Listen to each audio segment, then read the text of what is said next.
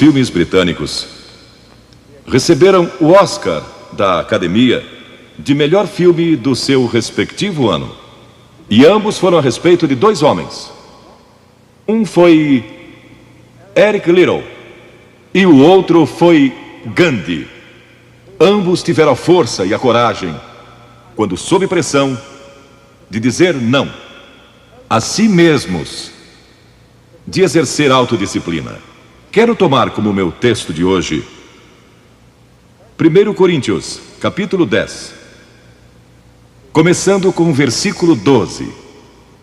Aquele, pois, que pensa estar em pé, veja que não caia. Não vos sobreveio tentação. Ouçam isto: não vos sobreveio tentação que não fosse humana. Todo ser humano enfrenta tentações no decorrer de sua vida. Mas Deus é fiel e não permitirá que sejais tentados além das vossas forças. Pelo contrário, juntamente com a tentação, vos proverá livramento, de sorte que a possais suportar. Deus proveu escape, se você conhece a Cristo. Bom, aqueles dois filmes tiveram um tremendo impacto sobre o mundo. O de 1982 foi Carruagens de Fogo, a história de Eric Liddell, um jovem que disse não a si mesmo e sim a Cristo. Ele surpreendeu o mundo quando se recusou a correr num domingo nas Olimpíadas de Paris de 1924. E vocês todos sabem que ele disse não até mesmo ao príncipe de Gales, que lhe pediu que corresse, porque ele era o homem mais rápido do mundo nos 100 metros. Mas ele disse não, porque ia ser num domingo e era contra suas convicções bíblicas escocesas.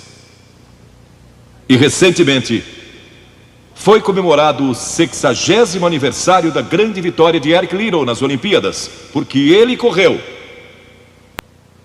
nos 400 metros, em que ninguém achava que teria chance, e venceu. E fizeram esse grande filme a respeito da sua vida. E o que muita gente não sabe é que a vida de Eric Liddell não se limitou àquela vitória, porque depois que se formou na Universidade de Edimburgo, quando partiu, a estação estava lotada de colegas e professores cantando "Saudai o nome de Jesus", porque Eric Liddell foi para a China como missionário. Foi capturado pelos japoneses durante a guerra e morreu num campo de concentração japonês. Mas naquele campo, ele trouxe alegria e coragem a todos os prisioneiros, pois pregou para eles e cantou para eles, ministrando às suas almas. E ouvi dizer que estão preparando um outro filme, mostrando sua vida ali, porque ele teve coragem de dizer não. O mundo ouviu falar dele, porque ele disse não àqueles que tentaram fazer com que abandonasse as suas convicções cristãs pessoais. E eu penso em William Booth, há pouco mais de 100 anos atrás, que fundou o Exército da Salvação. Ele se converteu, tornou-se um vigário, um pastor, e foi para as favelas de Londres, para as zonas da luz vermelha. Pregou entre a gente pobre, formou um pequeno grupo chamado Banda Aleluia, e ia às esquinas, e ia também às prisões. E alguns dos líderes religiosos da época não gostaram daquilo. E assim ele foi chamado diante de uma conferência de líderes religiosos. E disseram: William Booth, você vai pregar onde nós o mandarmos, senão será excomungado. Ali estava ele, diante daquela vasta assembleia de pastores.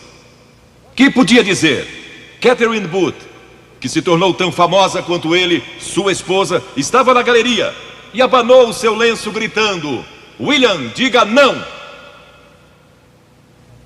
E William obedeceu sua esposa e disse não. E assim nasceu o Exército da Salvação.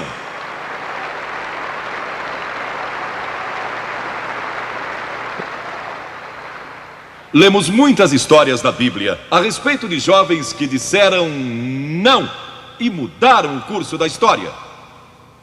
A primeira que quero mencionar, talvez nunca tenham ouvido falar. Seu nome foi Vasti e foi rainha da Pérsia. A esposa de Assuero, que reinou desde a Índia até a Etiópia. Pensem em todo o petróleo que ele tinha e provavelmente nem sabia. Um dos monarcas mais ricos que já viveu. E ele deu uma grande festa que durou muitos dias. No fim, provavelmente já bêbado, ele ordenou que sua esposa Vasti viesse e ali dançasse para todos os seus convidados. E ela assombrou aquele grupo de líderes mundiais.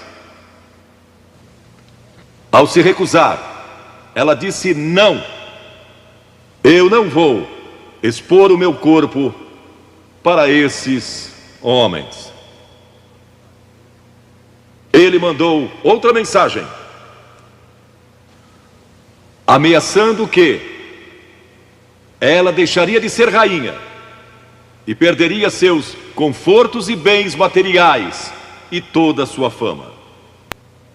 Mas a sua resposta foi a mesma: não. E ela mudou a história, porque foi deposta como rainha. Nada mais sabemos. Mas por causa dela, Esther se tornou rainha e o povo judeu foi salvo.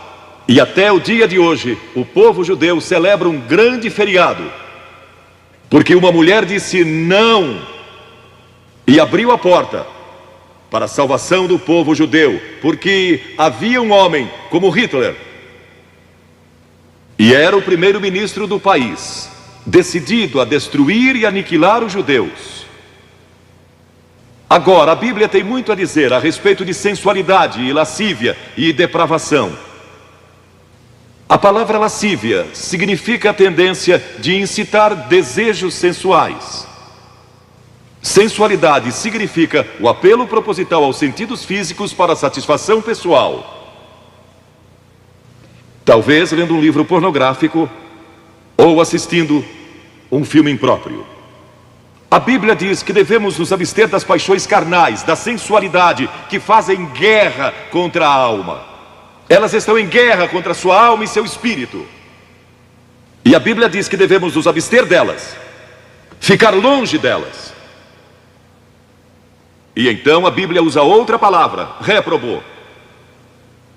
Agora, isso se refere a pessoas totalmente depravadas, de consciências mortas ou cauterizadas, não sabem mais corar. Perderam a capacidade de discernir entre o bem e o mal. E em Romanos 1:28 lemos: e por haverem desprezado o conhecimento de Deus, o próprio Deus os entregou a uma disposição mental reprovável para praticarem coisas inconvenientes. Ou seja, Deus desistiu deles dizendo: vão em frente, gozem toda a depravação e toda a sensualidade que quiserem, não vou perturbá-los. Ainda não. Mas saibam que seus pecados os acharão e prestarão contas no dia do juízo. E Paulo, escrevendo ao jovem Timóteo, disse: também estes resistem à verdade, homens de todo corrompidos, réprobos quanto à fé. Em outras palavras, rejeitaram a Cristo por tanto tempo que suas consciências se cauterizaram e seus corações se endureceram. E mesmo que o Espírito de Deus lhes fale, eles não podem ouvir. É por isso que é importante que você aceite a Cristo quando é jovem. É importante que venha a Cristo agora. Se o Espírito de Deus está falando com você, entregue a sua vida a Cristo, porque o dia pode chegar em que a sua consciência esteja morta e você não possa mais ouvir a voz de Deus. Ela disse: não, mas Vasti, você vai perder o trono, vai perder suas riquezas, pode até perder sua vida. Ela disse: minha resposta é não. Qual é sua resposta hoje àquelas coisas que são erradas? À mentira, à lascívia, à cobiça, ao preconceito racial? Qual vai ser? Você vai disciplinar seu corpo? Vai permanecer firme às convicções que Cristo e a Bíblia ensinam? Ou vai ceder e seguir pelo caminho largo que leva à destruição? Ou vai entrar pela porta estreita e pelo caminho apertado que conduz à vida eterna? Qual vai escolher? Você tem uma escolha hoje. Deus nunca vai forçá-lo a escolher. E então houve um outro jovem, um jovem chamado Daniel. E a Bíblia diz que Daniel resolveu em seu coração que não se contaminaria com as finas iguarias do rei, nem com o vinho que ele bebia. Agora, Daniel era um jovem que tinha um propósito. Ele havia sido capturado em Jerusalém. Quando o exército de Nabucodonosor invadiu a cidade, ele foi capturado e levado através de milhares e milhares de quilômetros à Babilônia, a quase 3.000 quilômetros de sua própria terra, sem aviões nem automóveis. Eram semanas de viagem. Mas ele estava resolvido a servir a Deus, e não devia ter mais de 12 ou 15 anos de idade.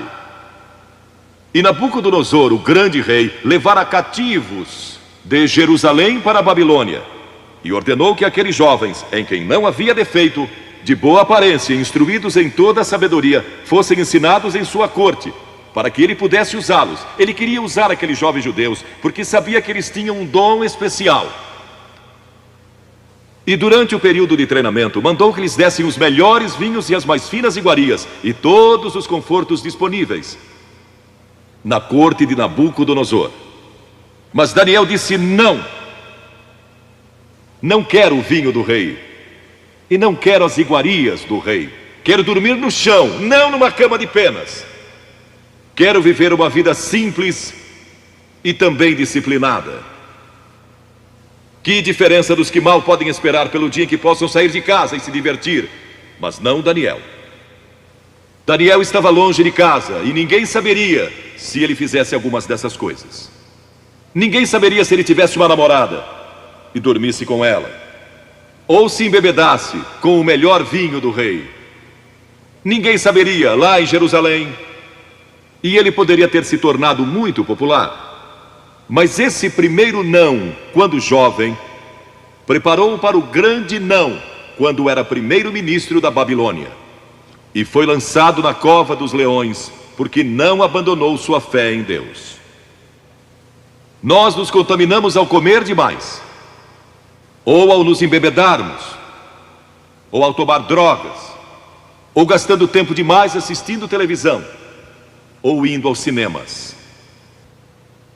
Jesus declarou em Lucas capítulo 21: acautelai-vos, para que nunca vos suceda que os vossos corações fiquem sobrecarregados com as consequências da orgia e das preocupações deste mundo, e para que aquele dia não venha sobre vós repentinamente.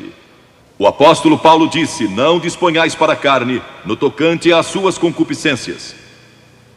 E Pedro disse: porque basta o tempo decorrido para terdes executado a vontade dos gentios, tendo andado em dissoluções, concupiscências e em detestáveis idolatrias.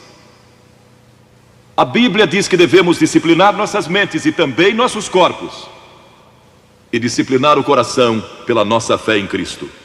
E então houve outro jovem chamado José, que foi vendido para o Egito pelos seus irmãos e se tornou escravo de um homem chamado Potifar. E Potifar tinha uma linda esposa, e José era forte e bonito. E em Gênesis, no capítulo 39, se quiserem ler a história, lemos a respeito da tentação de José. A esposa de Potifar se apaixonou por José, porque José se tornou mordomo de toda a casa de Potifar, cuidando dos seus negócios. E ela viu aquele belo jovem, viril e de boa aparência, andando pela casa e pelo jardim, cuidando dos negócios todos os dias, e ela o cobiçou. E disse: deita-te comigo. Ele disse: não. E acrescentou: não posso fazer isso ao meu senhor, que me confiou tudo o que tem, exceto sua esposa. Não posso pecar contra Deus, o Deus dos meus pais. Ele estava longe de casa, lá no Egito, quem saberia? Mas disse não. E quando disse não, na última vez, ela o agarrou e ele fugiu dela, deixando sua capa. E ela começou a gritar, chamando os servos e dizendo: ele tentou me violentar. O que não era verdade. Mas Potifar acreditou e mandou que ele fosse lançado na prisão.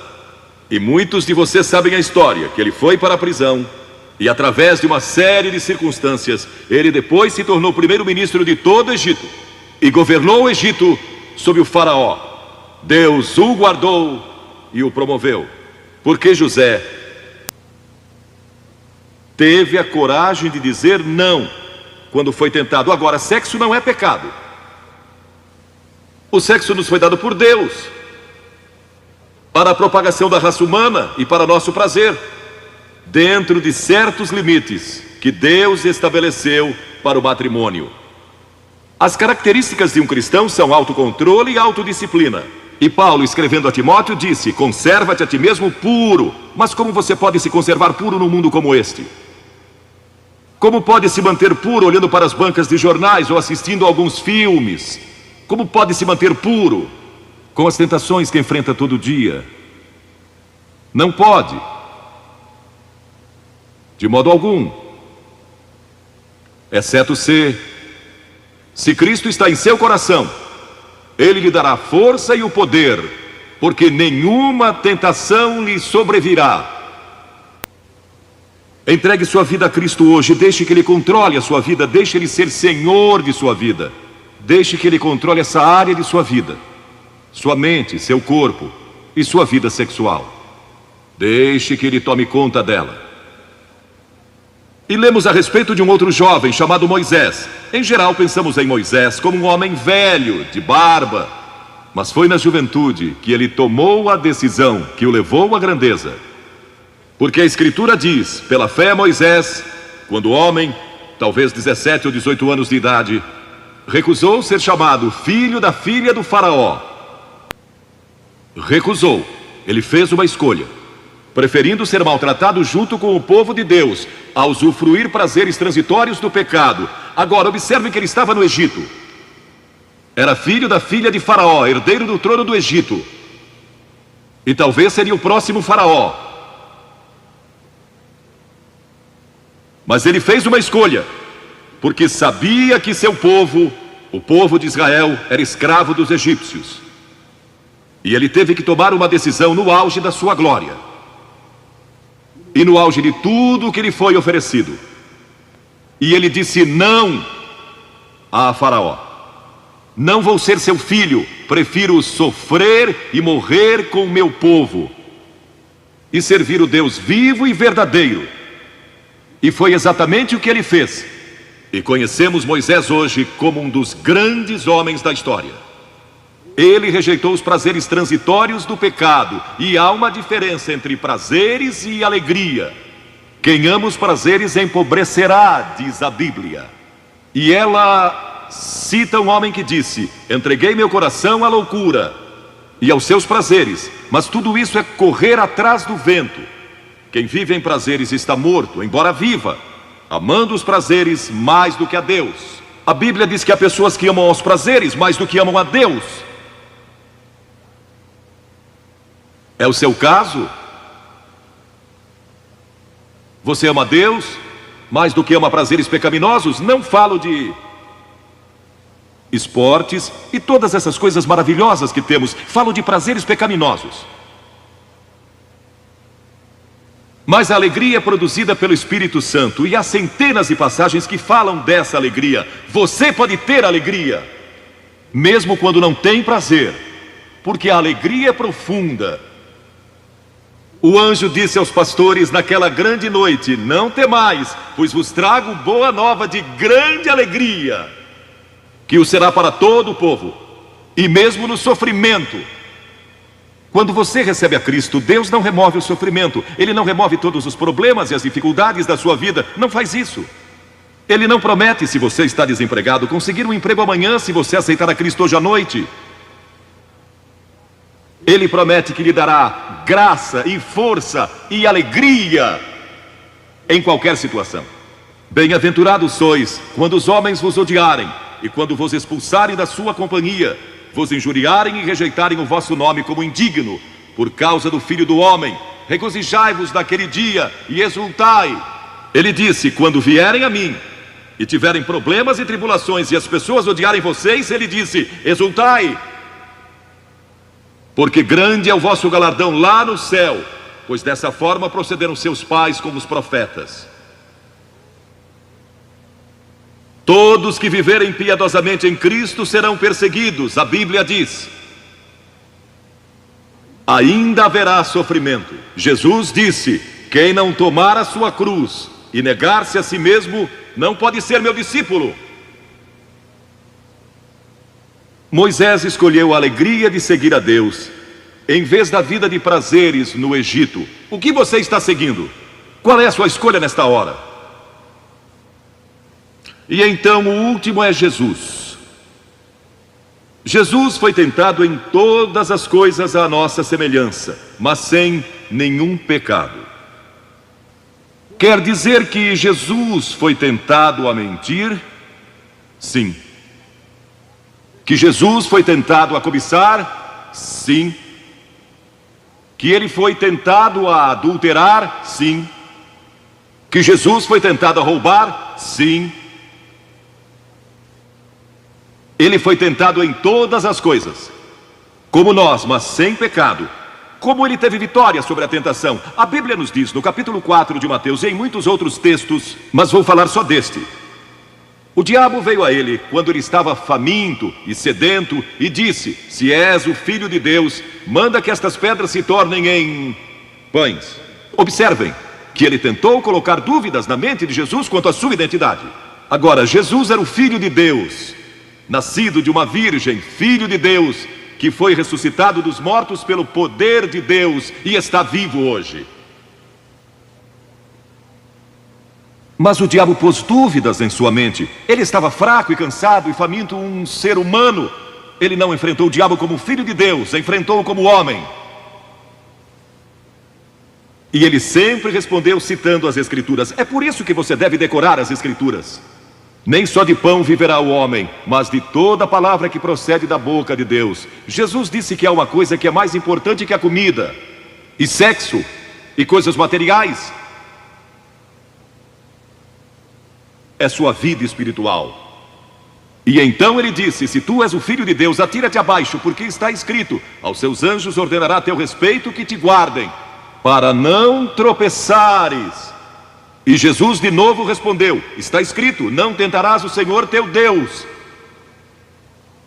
E então o diabo levou a um alto monte e lhe mostrou todo o futuro do mundo, todos os reinos que ainda estavam por vir. E lhe disse: se dobrares o teu joelho e me adorares, eu te darei todos os reinos do mundo e sua glória.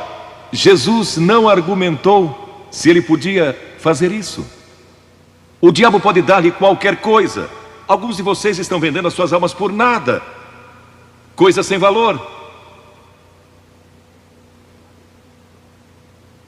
A Jesus ele ofereceu o mundo todo, mas ele sabia que a cruz estava esperando por ele, e o único meio de salvação para o mundo era a cruz. Se tivesse obedecido o diabo, nós nunca teríamos tido a oportunidade de sermos salvos e perdoados. Jesus teria tomado um atalho e nós estaríamos perdidos. Mas Jesus disse: está escrito, ou melhor, começou dizendo: retira-te, Satanás, porque está escrito: ao Senhor teu Deus adorarás e só a Ele darás culto. E assim o diabo o deixou, e anjos vieram e o serviram. Observe como Jesus enfrentou o diabo ao ser tentado. Primeiro, ele citou as Escrituras. Segundo, ele estava cheio do Espírito Santo. E terceiro, estava na vontade de Deus. Você está disposto a dizer não às tentações do diabo?